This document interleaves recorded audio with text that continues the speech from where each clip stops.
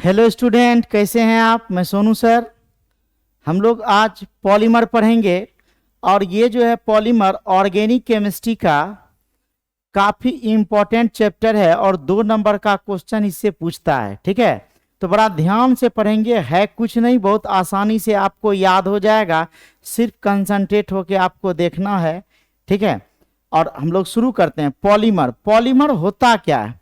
तो कहता है पॉली, पॉली का मतलब होता है बहुत सारा, और मोनोमर, मोनो का मतलब होता है एक।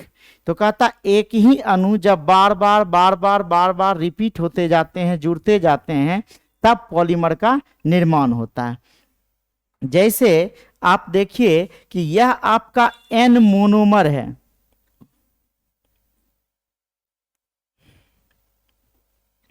जैसे आपका यह एन मोनोमर है। मोनोमर मतलब होता है एक लक। मोनोमर मतलब क्या होता है? एक लक।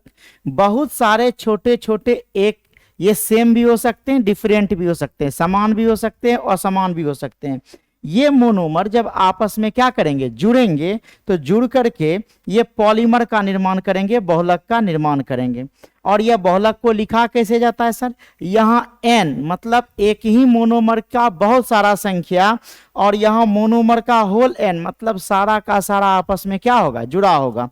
आप देखे होंगे, पॉलीथीन का नाम सुने होंगे, पन्नी जो होता है जिसमें सब्जी उब्जी लेते हैं, तो वह जो पॉलीथीन है वह इथिलीन अणु का बना होता है। तो इथिलीन अणु क्या होता है कि बार बार बार बार रिपीट होता है। जैसे देखिए CH2 डबल बॉन्ड CH2, ठीक है, ये हमारा इथिलीन अणु है। और जब इसका हम लोग क्या करा देते हैं? पॉलीमराइजेशन करा देते हैं, बहुलीकरण करा देते हैं, तब यह बन जाता है आपका CH2 होल एन। मतलब इसके अणुओं की संख्या काफ़ी ज़्यादा होती है। तो जब काफ़ी ज़्यादा संख्या में जुड़ता है, तब यह क्या कहलाता है? आपका पॉलीमर कहलाता है। तो ध्यान देना है यहाँ कि पॉलीमर क्या होता है? पॉली प्लस मर से बना होता है। पॉली का मतलब होता है सर मेनी। पॉली का मतलब क्या होता है? मेनी। और मर्स का मतलब होता है यूनिट या पार्ट्स। ठीक है, यूनिट या पार्ट्स, ये यूनिट है या पार्ट्स है, मतलब संख्या। तो यह पॉलीमर्स मतलब बहुत सारे छोटे छोटे अणु जो है आपस में मिल करके एक बृहद अणु, बड़े अणु का निर्माण करते हैं, तब यह पॉलीमर कहलाते हैं। ठीक है, तो क्या डिफिनेशन है कि समान या असमान छोटे अणुओं के पुनरावृत्ति से निर्मित। ठीक है, यह सेम भी हो सकता है या फिर क्या हो सकता है? डिफरेंट भी हो सकता है। और उसी के पुनरावृत्ति से निर्मित बड़े आकार के उच्च आणविक द्रव्यमान, लगभग 10⁻³ से 10⁻⁷, ये U हो जाएगा यहाँ। ठीक है, U युक्त अणुओं को बहुलक कहा जाता है। ठीक है, U क्या है सर? यूनिफाइड मास। पहले इसको AMU से लिखते थे, एटॉमिक मास यूनिट। अब हम लोग इसको किससे लिखते हैं? U से लिखते हैं, यूनिफाइड मास। ठीक है, अब कहता है कि यह जो पॉलीमर बना इस मोनोमर से, यह जो पॉलीमर बना, तो यह बनने की प्रक्रिया बहुलीकरण कहलाती है, पॉलीमराइजेशन कहलाती है। कि यह जो मोनोमर है, यह मोनोमर आपस में जुड़ जुड़ के जो यह पॉलीमर बनाया, यह जो आपस में जुड़ के यह बनाया, इससे ये बनने की प्रक्रिया मतलब मोनोमर से पॉलीमर बनने की प्रक्रिया ही क्या कहलाता है? पॉलीमराइजेशन कहलाता है, बहुलीकरण कहलाता है। क्लियर हो गया? कहता है बहुलक के निर्माण की प्रक्रिया को क्या कहते हैं? बहुलीकरण कहते हैं। पुनरावृत्ति करने वाले संरचनात्मक अणु को क्या कहते हैं? मोनोमर कहते हैं, एकलक कहते हैं।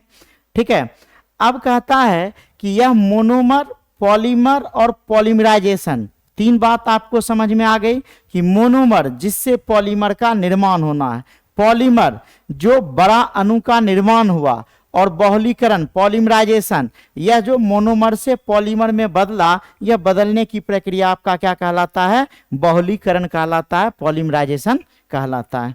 ठीक है,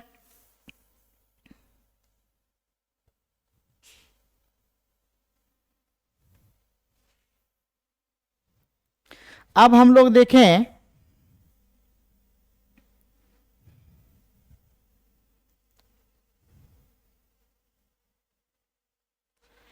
क्लासिफिकेशन ऑफ पॉलीमर। पॉलीमर का वर्गीकरण। तो वर्गीकरण क्या होगा?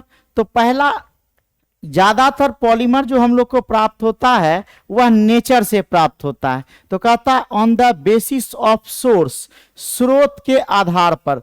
देखिए सोर्स के आधार पर, सोर्स क्या है? स्रोत, कहां से हमारा यह मोनोमर आता है जिससे हमारा पॉलीमर बनता है। ऑन द, लिखें क्लासिफिकेशन ऑफ पॉलीमर्स, मतलब कि बहुलीकरण का वर्गीकरण किस किस के बेस पर हम लोग कर सकते हैं। तो पहला है on the basis of source, स्रोत के आधार पर। और स्रोत के आधार पर पहला है नेचुरल पॉलीमर। नाम से ही पता चलता है नेचुरल, जो नेचर से प्राप्त होता है। नेचुरल का मतलब क्या हो गया? जो नेचर से प्राप्त होता है। जैसे क्या? पौधे और जंतु। नेचर में दो ही चीजें, या तो प्लांट्स है या एनिमल है। कहता है पौधे तथा जंतुओं में उपस्थित बहुलक को क्या कहते हैं? प्राकृतिक बहुलक कहते हैं। कि पौधा और जंतु, पौधा और जंतु में जो उपस्थित होगा बहुलक, वही आपका क्या कहलाएगा?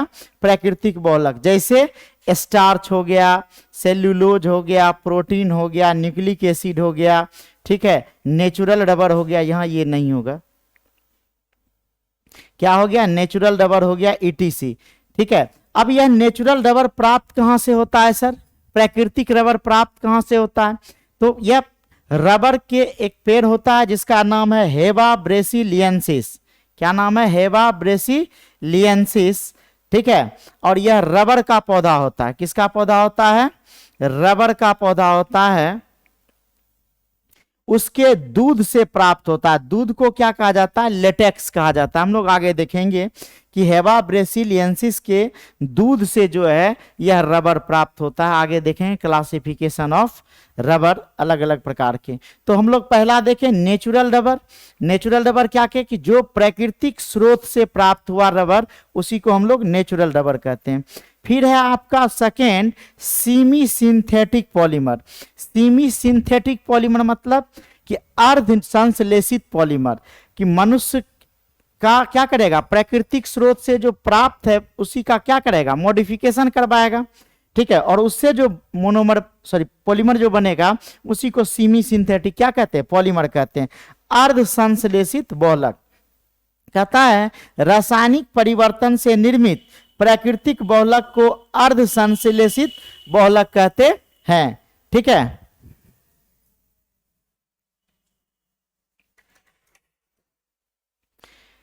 तो रासायनिक परिवर्तन से निर्मित बहुलक को क्या कहते हैं? अर्ध संश्लेषित बहुलक कहते हैं। ठीक है, मतलब कि यह प्राकृतिक स्रोत से ही प्राप्त होगा, लेकिन मनुष्य उसमें क्या करेगा? मॉडिफिकेशन करेगा। जैसे है नाइट्रोसेल्यूलोज, एग्जांपल में आपका है नाइट्रोसेल्यूलोज।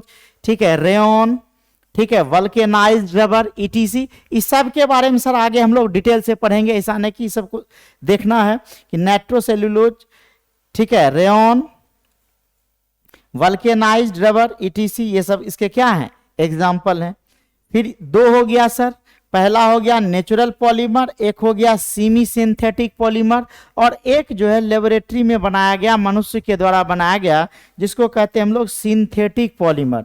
क्या कहते हैं? Synthetic polymer. ध्यान दीजिएगा, सिंथेटिक पॉलीमर।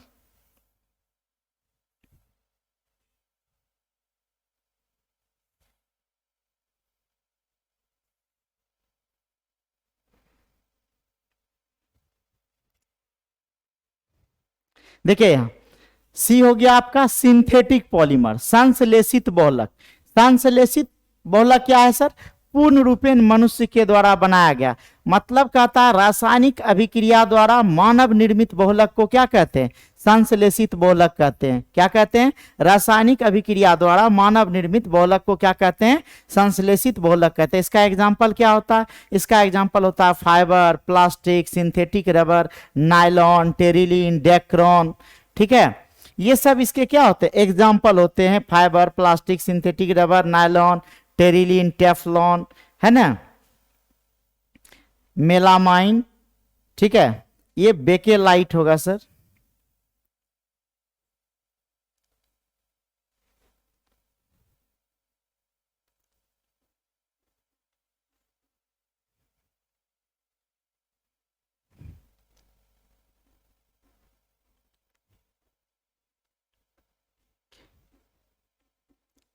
बेकेलाइट होगा। ठीक है, मेलामाइन ईटीसी ये सब क्या है आपके सिंथेटिक पॉलीमर, संश्लेषित पॉलीमर है जो मनुष्य के द्वारा क्या किया गया, बनाया गया। फिर हम लोग देखें नेक्स्ट,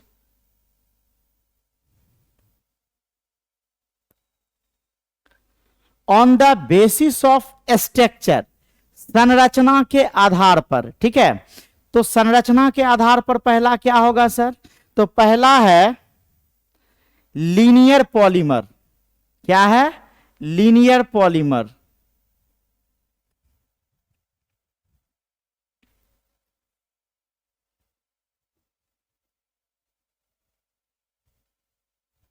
लीनियर पॉलीमर्स, इसका हिंदी हुआ रैखिक बहुलक। रैखिक बहुलक क्या होता है सर, कि जो पॉलीमर स्ट्रेट लाइन में होते हैं, सीधी रेखा में होते हैं, वह कहलाता है आपका लीनियर बहुलक। और ये काफी स्ट्रोंग होते हैं, हार्ड होते हैं, मजबूत होते हैं। कहता है कि ऐसे बहुलक के अवयवी मोनोमर के लंबी सीधी चेन होते हैं और यह वेल पैक्ड होते हैं, मतलब स्ट्रेट होने के कारण। जैसे लकड़ी का गट्ठर है, आप बहुत सारे सीधा लकड़ी के गट्ठर को बांधिए तो वेल पैक्ड हो जाते हैं, काफी मजबूत हो जाते हैं। तो ये वेल पैक्ड होते हैं, जिससे इसका घनत्व, इसका क्या हो जाएगा,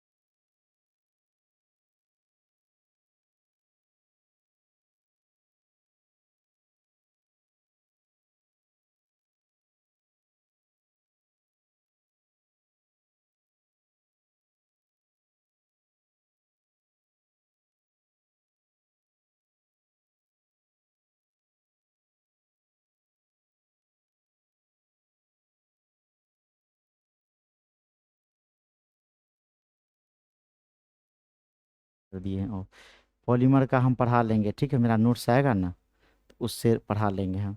आपको हम एक भेज दें ऑफ।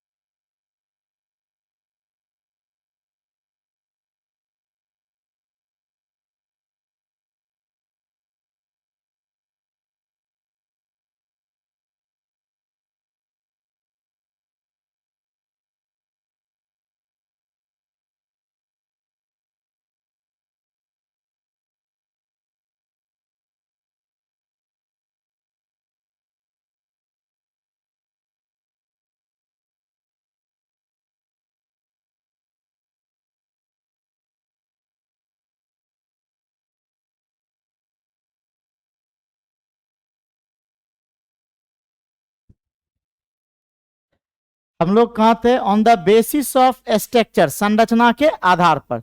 तो संरचना के आधार पर पहला होता है लीनियर पॉलीमर, और लीनियर मतलब होता है रैखिक। ये लॉन्ग चेन होता है, सीधी श्रृंखला होती है, ठीक है। और ये क्या होता है, वेल पैक्ड होता है। जैसे लकड़ी का गट्ठर है, आप बहुत सारे लकड़ी के गट्ठर को लेकर के क्या कर दीजिए, जमा कर दीजिए।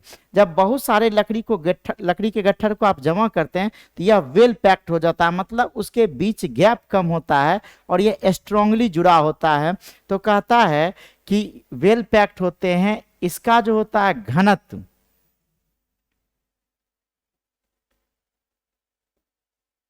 इसका जो होता है घनत्व जो है, यहाँ होगा घनत्व।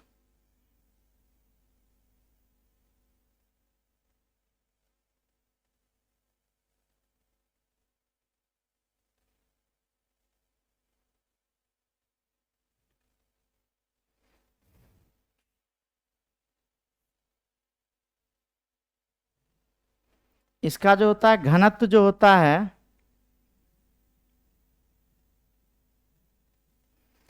घनत्व, तनन क्षमता मतलब तन्यता जो होता है, तथा गलना क्या होता है, अधिक होता है। एग्जाम्पल है high density polythene, high density polythene, ठीक है। इसको शॉर्ट में HDPE कहते हैं, हाई डेंसिटी पॉलीथीन। H का मतलब हाई हो गया, D का मतलब डेंसिटी, और P का मतलब पॉली, E का मतलब इथीन, ठीक है। तो इसको कहते हैं हाई डेंसिटी पॉलीथीन। एक है आपका PVC, पॉलीविनाइल क्लोराइड। क्या है, पॉलीविनाइल क्लोराइड।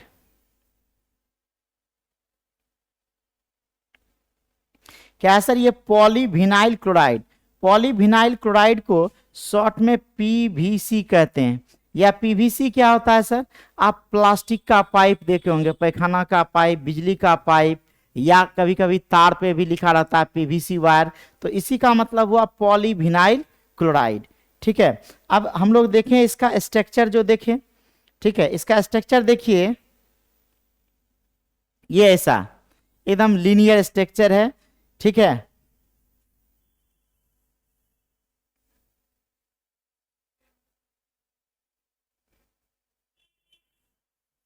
इसका क्या है, आपका लीनियर स्ट्रक्चर है, एकदम स्ट्रेट लाइन में। देखिए आपका ऐसे ऐसे ऐसे ऐसे चला हुआ है, ऐसे ऐसे चला हुआ है। तो ये जो है क्या होता है कि यह वेल पैक्ड हो जाता है, और वेल पैक्ड हो जाने के कारण क्या होगा, स्ट्रांगली एक दूसरे से क्या है, जुड़ा हुआ होता है। फिर हम लोग सेकेंड देखें,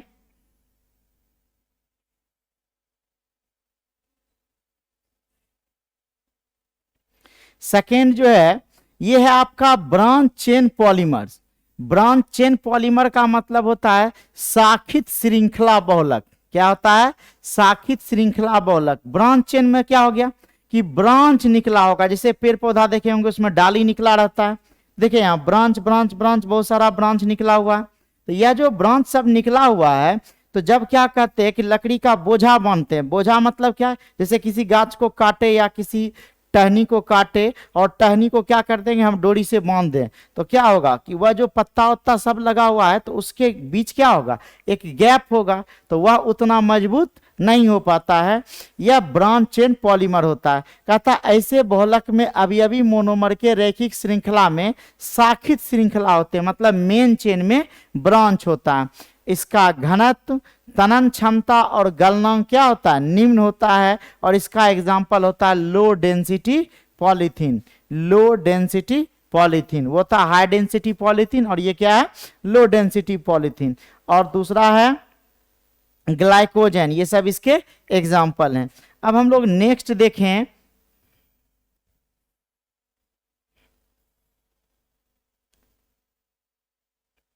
तीसरा cross linked polymer. Cross linked polymer क्या है, तो क्रॉस लिंक्ड पॉलीमर कहता है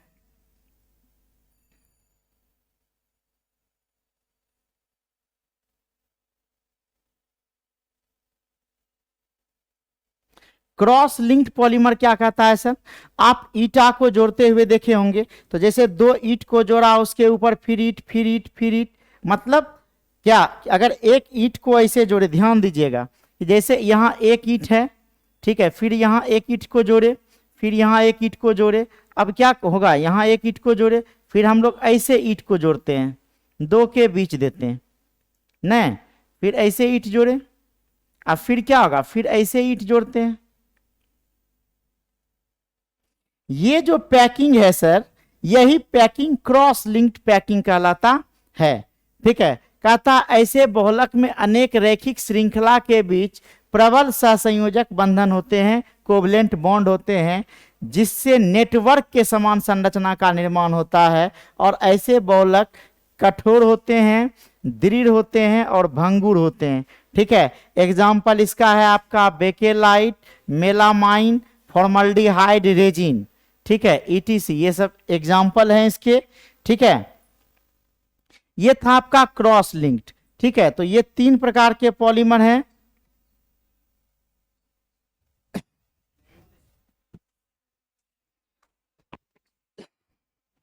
तो ये आपका क्रॉस लिंक्ड पॉलीमर हो गया, या इसी को सर नेटवर्क पॉलीमर कहते हैं, क्योंकि यह नेटवर्क के जैसा क्या करता है, स्ट्रक्चर बना लेता है, इसीलिए इसको हम लोग क्या कहते हैं, नेटवर्क पॉलीमर भी कहते हैं। अब नेक्स्ट देखिए, तो हम लोग देखे किसके आधार पर, पहला देखे प्राकृतिक सोर्स के आधार पर। ठीक है, सोर्स के आधार पर क्या था, एक प्राकृतिक बहुलक था, एक सेमी सिंथेटिक था, एक सिंथेटिक था।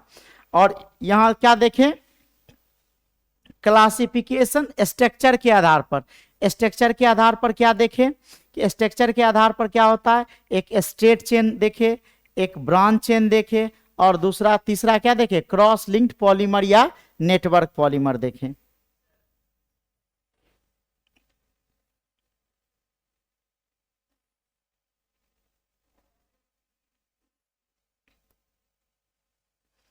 अब हम लोग बात करें third, on the basis of molecular force, आणविक बंधन के आधार पर। ठीक है, अंतराणविक फोर्स मतलब कहता है उसके अंदर के फोर्स के आधार पर, अट्रैक्शन के आधार पर।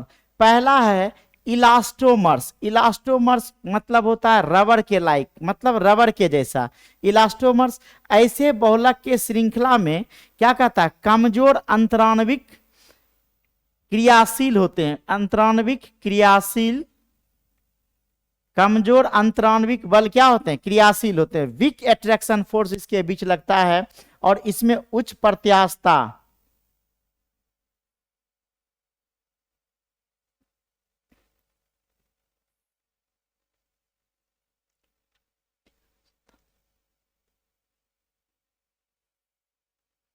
इसमें उच्च प्रत्यास्था पाई जाती है, और बहुलीकरण श्रृंखला के बीच क्रॉस लिंक्ड प्रविष्ट कराने पर विस्थापन के बाद अपनी पूर्वावस्था में आ जाता है। आप लोग रबर को क्या करते हैं, खींचते हैं, और खींच के छोड़ दीजिए, जहां था पुनः वहीं आ जाता है। क्यों, क्योंकि उसके बीच क्रॉस लिंक्ड को क्या कर दिया गया, प्रविष्ट कर दिया गया। ठीक है, और इसे आवश्यकता अनुसार, इसे आवश्यकता अनुसार मोल्ड किया जा सकता है। मतलब जितना जरूरत है उसके हिसाब से इसको क्या कर दिया जाएगा, मोड़ा जा सकता है, फोल्ड किया जा सकता है। इसका जो एग्जाम्पल होता है वह है आपका natural rubber,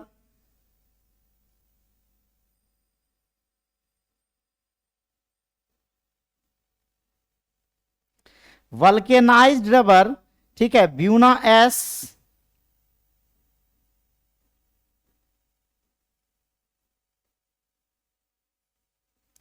Buena N, neoprene, ये सब इसके एग्जाम्पल हैं। ठीक है, तो इलास्टोमर्स का मतलब क्या बोले, रबर के जैसा, कि एक बार खींचिए, क्रॉस लिंक्ड के कारण क्या होगा, फिर अपने पहले के अवस्था में आ जाएगा। ठीक है, और इसका एग्जाम्पल क्या बोले सर, याद रखिएगा, और इसको जैसा चाहे वैसा मोड़ उड़ सकते हैं। इसका एग्जाम्पल है natural rubber, vulcanised rubber, buna S, buna N, neoprene, ये सब इसके एग्जाम्पल हैं। नेक्स्ट जो है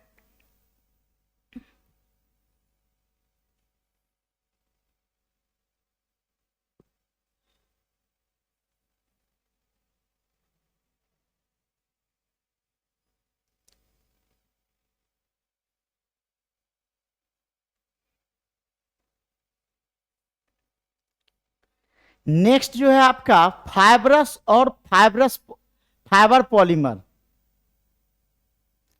ठीक है, कहता ऐसे बहुलक के लंबी श्रृंखला में प्रबल अंतराणविक बल जैसे हाइड्रोजन बंधन उपस्थित होते हैं। याद रखिएगा, हाइड्रोजन बॉन्ड क्या है? ये हाइड्रोजन बॉन्ड एक फिजिकल बॉन्ड है जो फ्लोरीन, ऑक्सीजन और नाइट्रोजन के बीच लगता है। हम लोग कितना बार चर्चा भी कर चुके हैं। तो ये हाइड्रोजन बॉन्ड और डायपोल डायपोल इंटरएक्शन उपस्थित रहता है। डायपोल डायपोल क्या है सर? तो hydrogen bond co dot dot से लिखते हैं, ठीक है। और डायपोल जैसे HCl है, फिर यहाँ एक मॉलिक्यूल हो गया, फिर HCl का एक मॉलिक्यूल हो गया, तो यह क्या हो गया कि इसका H इसके Cl के साथ बॉन्ड हो जाएगा। तब ऐसा जो, और फिर यहाँ HCl रहता, तो फिर क्या करता, इसका Cl इस H के साथ बॉन्ड हो जाता। तब ऐसे अट्रैक्शन को हम लोग क्या कहते हैं? डायपोल डायपोल इंटरैक्शन कहते हैं अंग्रेजी में। हिंदी में बोलते हैं द्विध्रुव आघूर्ण या आकर्षण बल बोलते हैं इसको, ठीक है।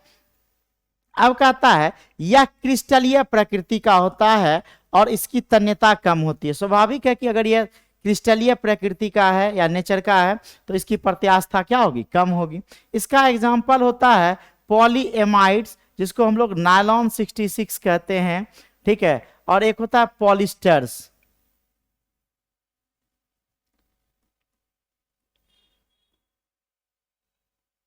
पॉलिस्टर्स, ठीक है। ये टेरिलीन है,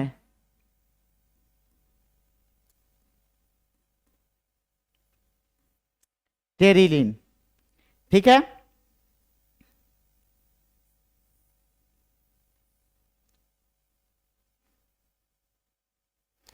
अब हम लोग लास्ट देखते हैं सी में थर्मोप्लास्टिक पॉलीमर, मतलब टेम्परेचर के द्वारा क्या किया जाए? व्यवस्थित किया जाए। ऐसे बहुलक गर्म करने पर मुलायम तथा ठंडा करने पर क्या होता है? कठोर हो जाता है।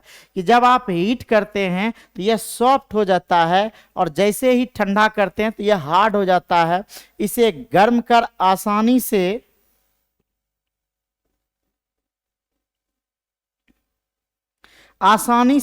सांचे में ढाला जा सकता है। मतलब जैसा मर्जी वैसा गर्म करके सांचे में क्या कर दीजिए? ढाल दीजिए। इसका नाम एग्जाम्पल होता है सर पॉलीथीन, ठीक है, पॉलीप्रोपीन, ETC, ठीक है। नेक्स्ट हम लोग देखें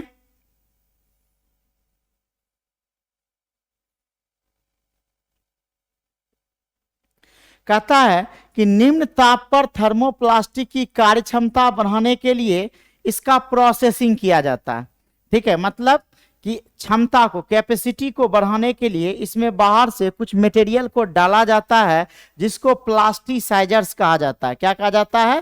प्लास्टिसाइजर्स कहा जाता है। बाहर से कोई पदार्थ मिलाया जाता है जिसको प्लास्टिसाइजर्स कहा जाता है, ठीक है। कहता है निम्न ताप पर थर्मोप्लास्टिक की कार्यक्षमता बढ़ाने के लिए प्रोसेसिंग के वक्त कुछ बाह्य पदार्थ मिलाया जाता है या कुछ यौगिक मिलाया जाता है जिसे प्लास्टिसाइजर कहा जाता है। इसका एग्जाम्पल है ट्राइक्रिसॉल फॉस्फेट,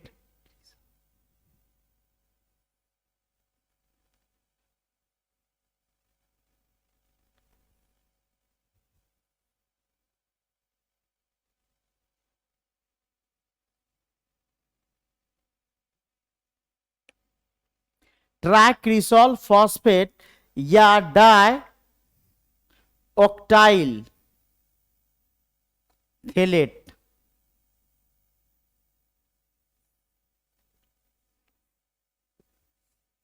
यहां जो पी होता है ये पी साइलेंट होता है।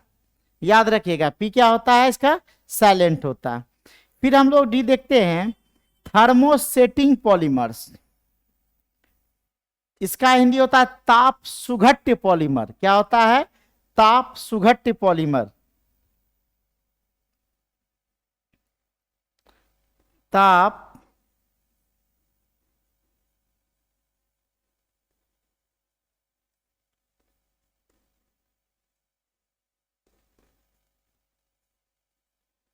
ताप सुघट्य बहुलक।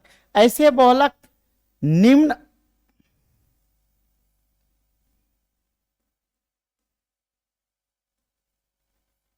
निम्न आणविक द्रव्यमान के अर्ध तरल बहुलक से संश्लेषित किए जाते हैं। अर्ध तरल बहुलक से क्या किए जाते हैं? संश्लेषित किया जाते हैं। यह अस्थाई होता है और इसका प्रोसेसिंग एक ही बार किया जाता है। ठीक है, इसका एग्जाम्पल होता है bakelite, urea formaldehyde resin, melamine formaldehyde resin etc. Next हम लोग देखें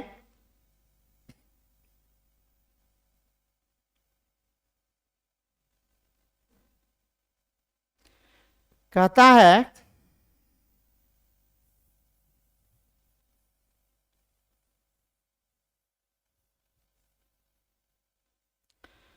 on the basis of nature monomer,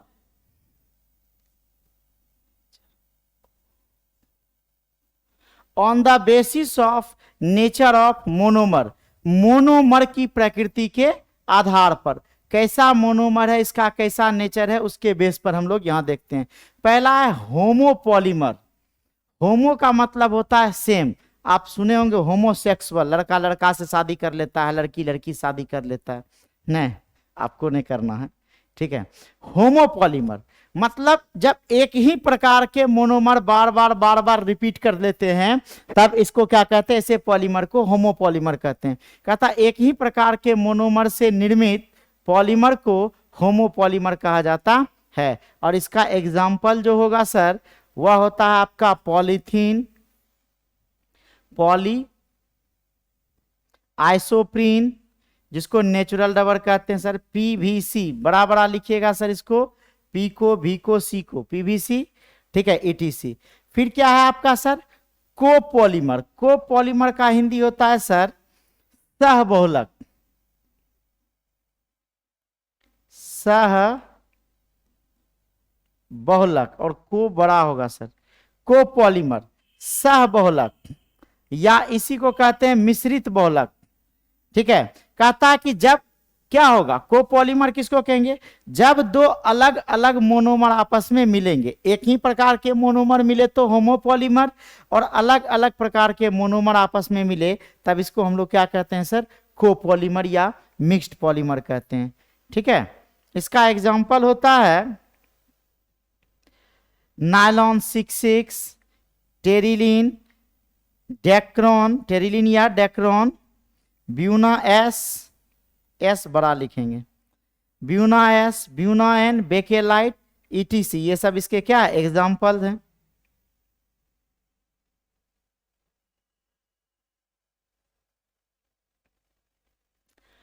अब हम लोग देखेंगे टाइप ऑफ पॉलीमर्स, पॉलीमर के प्रकार। ध्यान देना है कि अभी हम लोग एक चीज पर, एक एडिशन पॉलीमर होता है। ठीक है, इसको योगज बहुलीकरण कहते हैं। ठीक है, और इसमें क्या होता है कि यह चेन ग्रोथ होता है। ठीक है, याद रखिएगा कि ये दो तरह का रिएक्शन होता है, एक स्टेप ग्रोथ होता है, एक चेन ग्रोथ होता है। चेन ग्रोथ मतलब एक ही चेन में जुड़ जुड़ के बढ़ते चला जाएगा, और स्टेप ग्रोथ में पहले एक बनेगा, फिर दूसरा, फिर तीसरा, ऐसे करके बनेगा। ध्यान दीजिए, कहता है एडिशन पॉलीमर कि योगज बहुलीकरण। कहता है जिस बहुलीकरण प्रतिक्रिया में समान या असमान मोनोमर सिंपल योग द्वारा बहुलक का निर्माण करते हैं, योगज बहुलक कहलाते हैं। सीधा समझिए कि जब मोनोमर आसानी से जुड़ जाए बिना किसी लावा लश्कर के, तब इसको क्या कहते हैं हम लोग? एडिशन पॉलीमर कहते हैं। ठीक है, अब इसमें क्या होता है, इसी को फ्री रेडिकल भी कहा जाता है। अब कैसे होगा ये फ्री रेडिकल सर? ध्यान दीजिए, फ्री रेडिकल या एडिशन या चेन ग्रोथ पॉलीमर। ध्यान दीजिएगा कि यहां लिखा हुआ है सर फ्री रेडिकल, या इसी को कहा जाता है चेन ग्रोथ पॉलीमर। चेन के हिसाब से यह धीरे धीरे क्या होता है? बढ़ते जाता है। यह क्रिया मुक्त मूलक। अब मुक्त मूलक कैसे होता है सर? मान लेते हैं कि यह दोनों भाई था और इस दोनों भाई में बड़ी प्यार था। ठीक है, अब इस दोनों भाई में बड़ी प्यार था, अब क्या करेगा? दोनों भाई में झगड़ा हो जाए, ये कहेगा नहीं हमरा इलेक्ट्रॉन तुम दे दो। जैसे अगर हम Cl एग्जांपल ले तो यह क्लोरीन जो होता है सर,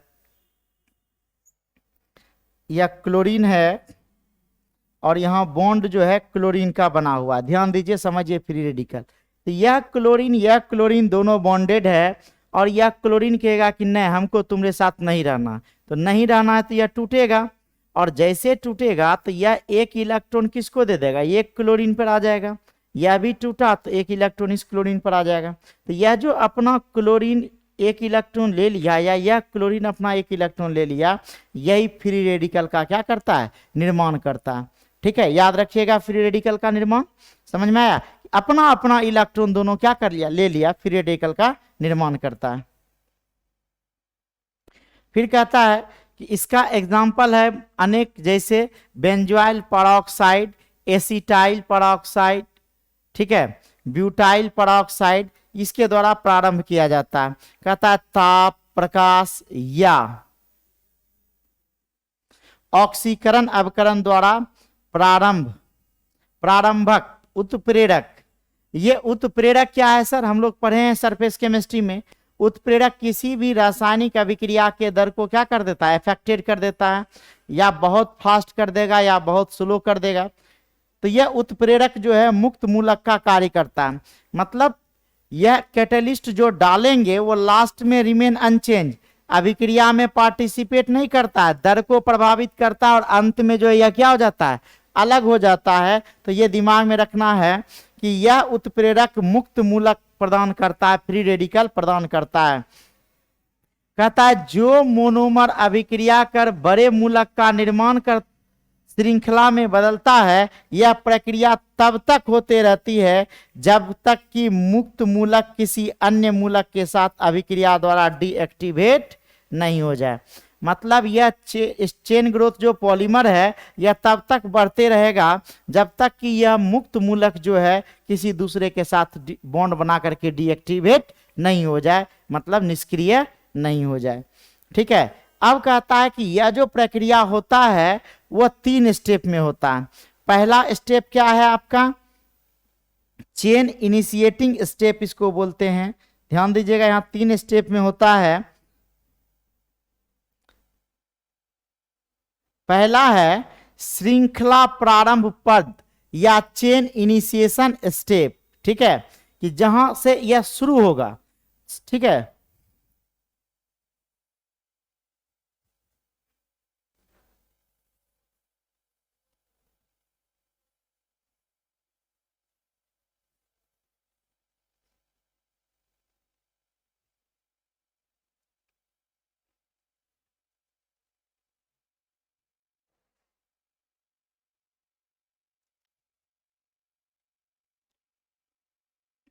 ध्यान दीजिएगा,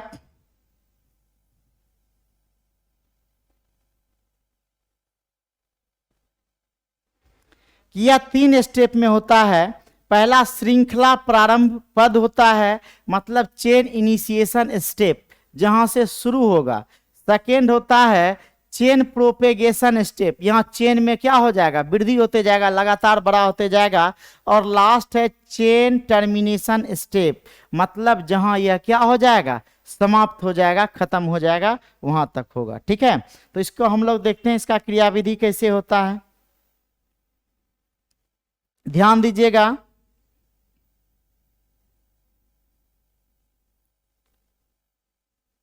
इसको समझिएगा सर थोड़ा।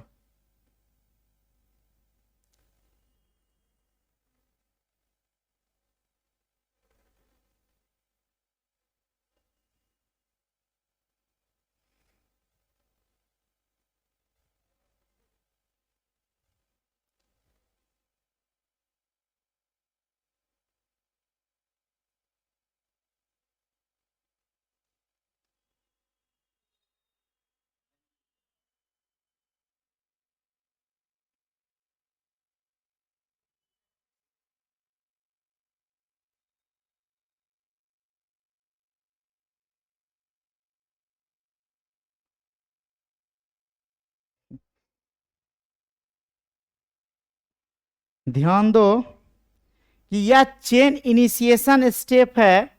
इस स्टेप में क्या होगा कि यहां देखिए, यहां से यह ऑक्सीजन क्या होगा, टूटेगा, अपना अपना इलेक्ट्रॉन दोनों क्या करेगा, ले लेगा।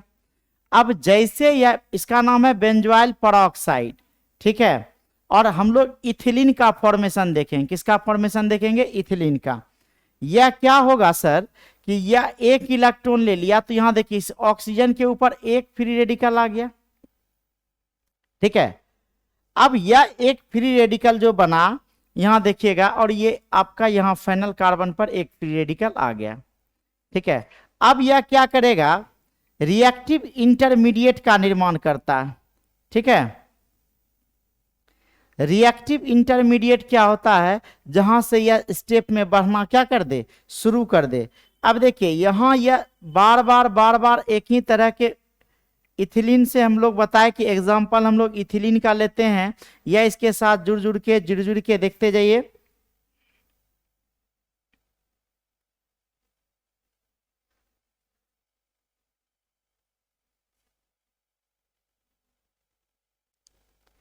देखिए जुड़ जुड़ के जो है यह